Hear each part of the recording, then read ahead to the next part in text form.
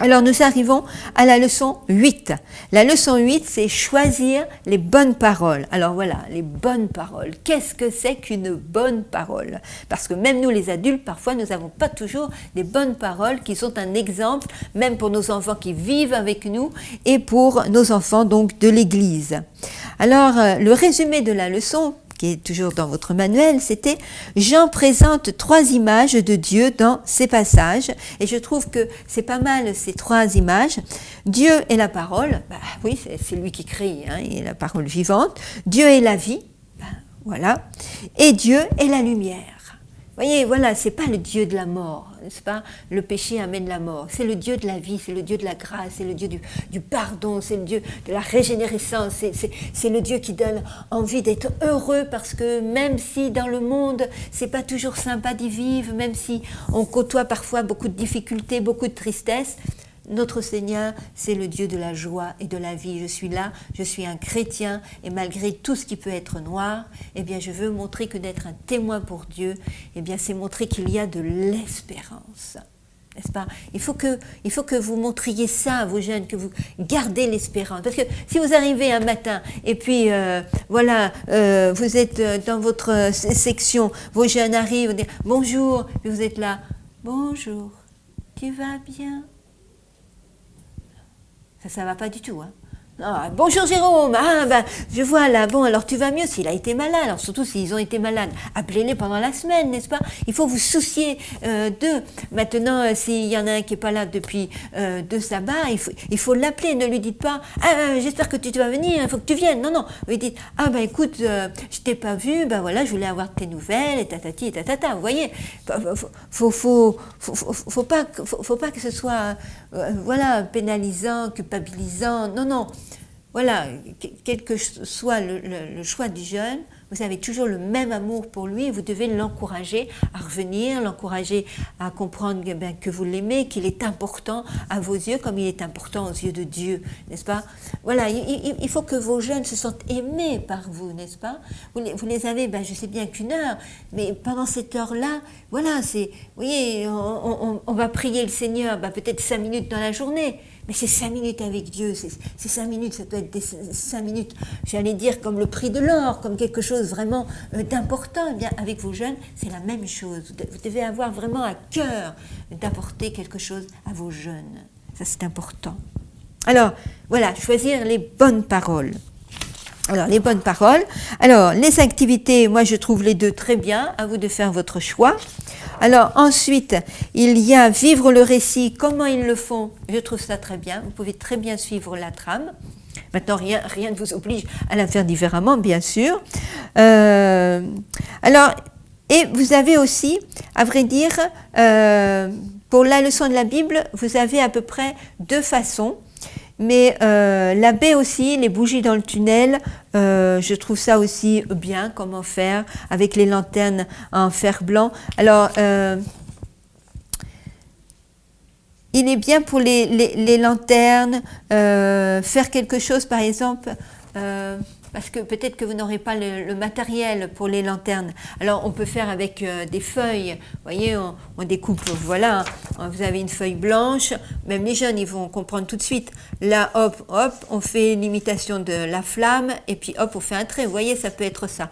Et à ce moment-là, il peut y avoir 3 bougies, et sur ces 3 bougies, on peut marquer ce qui était, comme je vous ai lu au départ, Dieu, voilà, il est la vie, il est la lumière, n'est-ce pas? Voilà, on marque ça sur chaque bougie et ça peut être affiché dans le hall d'église. Voilà, dans le hall d'église, il y a ces 3 bougies avec ce qui est dit, comme on a dit donc tout à l'heure. Ça peut être aussi un exemple. À vous de voir laquelle vous voulez faire pour le développement. Parce que, la lumière, c'est quoi? Vous voyez, la vie, etc. Mais il est bien de temps en temps d'afficher les choses que vous faites avec vos jeunes dans le hall de l'église. Parce que les adultes arrivent, alors mettez pas dans un coin caché, il faut que ça se voit, même sur la porte d'entrée. Voilà, on peut le laisser 1 semaine à 15 jours. Parce que voilà, c'est nos jeunes et qui sait, ça peut interpeller, bien voilà, un adulte, ah oui, c'est vrai, quelqu'un qui a passé une mauvaise semaine, ou ceci, cela, et là dire Dieu est le Dieu de la vie, ou le Dieu de la lumière, le Dieu du pardon, le Dieu de la grâce, enfin voilà, vous voyez, le développement. Alors, là aussi, pareil, il vous ai dit le partage de la leçon. Eh bien, choisir quelques exemples que vous pouvez, eh bien, voilà, dire à vos jeunes, ou que vos jeunes peuvent, comment je veux dire, méditer, voilà, peut-être à deux, là, en groupe de deux, et puis ensuite leur laisser, ben voilà, quelques minutes, et ensuite l'un ou l'autre va dire qu'est-ce qui le marque à travers l'histoire, à travers la réflexion donc de ces quelques versets qu'ils auront donc à méditer. Alors ensuite, pendant la semaine, eh bien, il y a donc dimanche et puis donc jeudi. Voilà. Alors nous arrivons donc à la leçon 9. À la leçon 9, donc vision sur l'île de Patmos.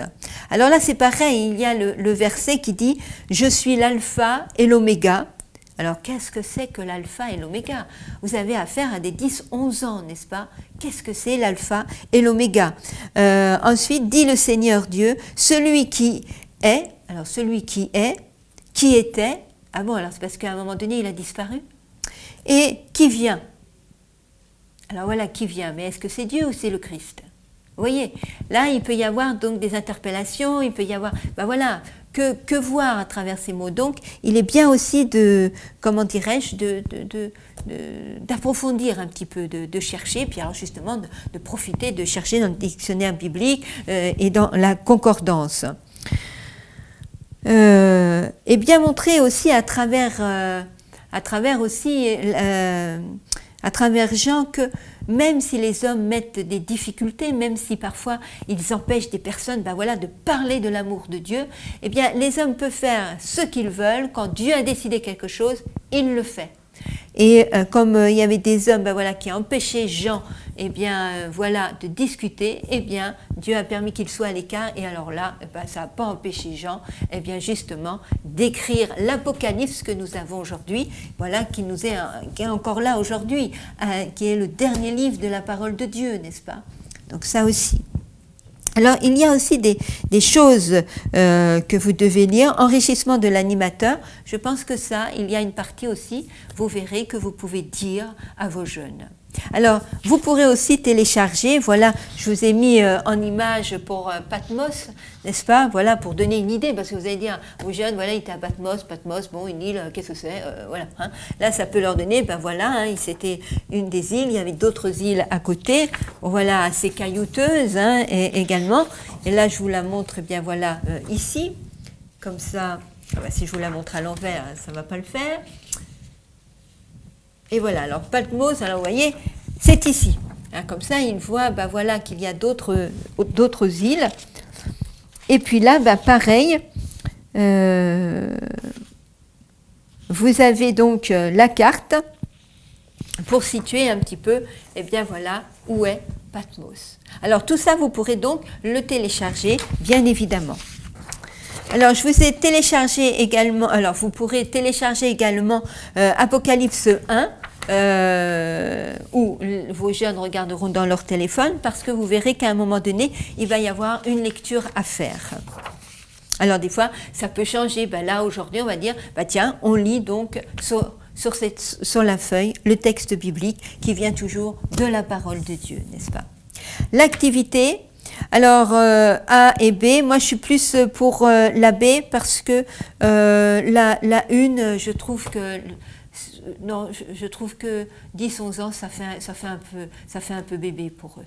Hein, d'accord, je veux dire, c'est pas propre à leur âge. Alors, par contre, la B, ok, pas de problème. Alors, ensuite, vous avez vivre le récit, donc pareil, ben voilà, vous pouvez donner le texte. Et je trouve que là, il est il est important donc de bien développer les versets 4 à 8 et le verset 9, et ensuite les versets 11, 17, 18, 19. Alors là, pareil, ça peut être des groupes de 2, ça peut être des groupes de 3, ça peut être 2 groupes avec plusieurs versets, ça peut être des groupes de 2 avec un verset, et puis au fur et à mesure, de la lecture, on les laisse partager, échanger entre eux. Ensuite, il y a un rapporteur qui dit, et puis alors on dit si on est d'accord, si on a quelque chose à approfondir ou pas. Mais c'est important là de développer. Il faut apprendre nos jeunes à prendre du plaisir à développer un texte biblique. Même là, ou par exemple, là si vous voulez, les 4, 8, 9, 11, 17, 18, 19, pour moi ils sont très importants, mais peut-être pour vous, vous en trouverez d'autres. Mais peut-être aussi avoir, justement sur la feuille, jouer avec des stylos, des crayons de couleur ou autres, où les enfants par exemple peuvent souligner par exemple les verbes d'une couleur, les noms d'une autre couleur, les adjectifs d'une autre couleur, ou ce qui leur est le plus important avec une couleur, ce qui est moins important avec une autre couleur. Vous voyez, vous pouvez jouer sur différentes situations. Et ça, c'est bien aussi parce que ça leur apprend d'être dans le texte et de voir que quand on étudie un texte biblique, c'est pas barbant, on va s'ennuyer ou autre. Non, ça, au contraire, voilà, il faut que ce soit vivant, n'est-ce pas? Il faut vraiment que l'enfant, on a fini d'étudier, mince, on a fini, voilà, même c'était trop court, quoi. Vous voyez, qui reste sur leur faim. Alors, ensuite, vous avez exploré la Bible, donc comme d'habitude, vous en choisissez quelques-uns. Partage de la leçon, le scénario, je le trouve aussi, je trouve très bien le scénario également, bien appuyé là-dessus. Alors là, c'est pareil. Et pour peaufiner pendant la semaine, alors à travers donc le scénario, bien voir pour le scénario parce que ça peut être un scénario aussi qu'on peut vivre. Alors, voir un petit peu dans la semaine comment il pourrait être vécu. Et puis sinon, peaufiner avec mardi et jeudi. Alors, on en arrive à la 10e. Donc, comment être vainqueur? Alors, comment être vainqueur?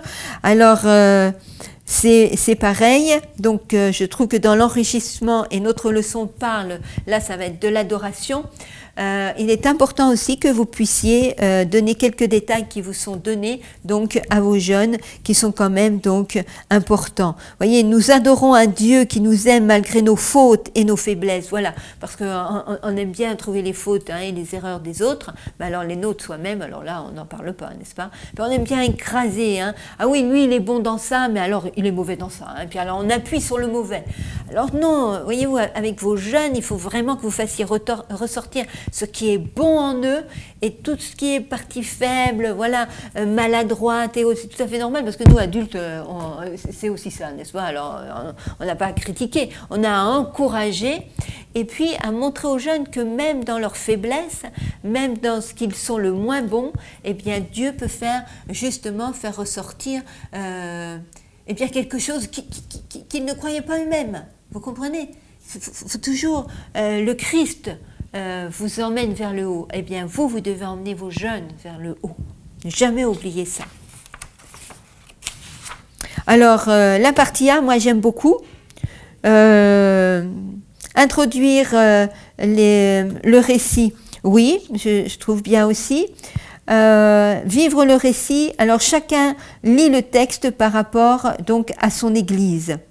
Oui, voilà, parce que vous allez avoir donc 4 églises. On va parler donc d'Éphèse, de Smyrne, de Pergame et de Thyatire. Donc là, faire des groupes de 4. Et puis donc, ils vont lire le passage donc de leur église. Vous allez voir, vous avez les versets qui doivent être lus. Et comme ça, chaque groupe va s'imprégner de cette église, qui va être ensuite dans le détail des questions que vous allez poser, qui vous sont donc données. Alors, explorer la Bible. Alors, explorer la Bible, c'est aussi à la suite, par exemple, pour Éphèse, et bien par exemple, de leur donner, là vous avez donc 4 exemples, et bien c'est de donner un exemple également à chaque groupe d'église qui devront aussi réfléchir sur cette partie-là. Ça, c'est bien aussi. Les scénarios, alors selon le temps que vous avez, bien sûr, hein, le scénario. Pour moi, alors il vous est donné quelque chose du partage de la leçon, alors à vous de voir. Mais pour moi, je pense qu'il est bien de terminer, parce que là, ce sont les églises que l'on parle. Donc voilà les erreurs qu'elles peuvent commettre, ce qu'il y a de fort en elles, ce qu'il y a de moins fort. Ça serait bien que chaque groupe, à travers l'église voilà, qu'il a médité, qu'il a exploré, eh bien de faire une phrase sur ce qu'il pense, avec, s'ils sont à 2 ou à 3 avec son groupe, une phrase qui va rassembler, enfin, ou qui va dire l'encouragement qu'ils reçoivent à travers cette église. Voilà, en une phrase, quel est l'encouragement qu'ils ont pour continuer d'être un témoin pour le Seigneur. Et ensuite, donc, pendant la semaine, ils peuvent donc peaufiner avec dimanche et jeudi.